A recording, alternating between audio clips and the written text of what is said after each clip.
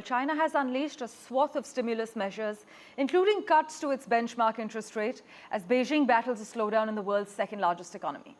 In a rare public briefing, the People's Bank of China also announced government funding to boost the stock market and aid share buybacks, as well as more support for the stricken property sector.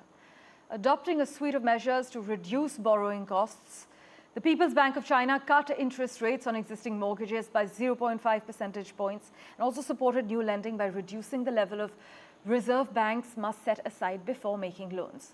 But business activity in China is slowing down, and citizens are wondering whether, as promised by those in power, tomorrow really will be better than yesterday. But the authorities, it seems, are not about to let doubts creep in, publicly at least, because of the practice of censorship there. But joining us for a quick comment at the moment, Mohan Guruswamy. Thank you so much, sir, for making time for us. Many economists blame the crisis in China on Xi Jinping's effort to boost the state sector, rein in what he considers capitalistic excess, and protect China against perceived foreign threats. Can you relate to this perspective, sir? What's your take? The understanding is that China's problem is, one is too much of production. Its production capacity is huge and is overextended now. The world doesn't have enough demand. Chinese themselves are not consuming their goods. There's not enough demand in China, so producer prices are deflating. And they've already been deflating now for 8 months. Besides this, they have a huge problem with liquidity. They've got so much of money in the market with earlier pump priming that there's a kind of overheating of the economy on one side, which is not, even that is not, availability of cash is not making the Chinese consume more. The Chinese citizen is so uncertain about the future that he's just not buying. If you bought a house, then you're stuck with it, as you could be in Shanghai or Nanjing or any other place, and you can't even sell it, then you're not going to buy another house. That's the problem in China. People are just not consuming, they're saving, thinking that the rainy day is coming.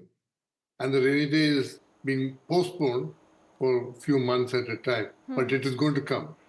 Because you simply, meanwhile the world, which consumes Chinese goods, has also tightened up.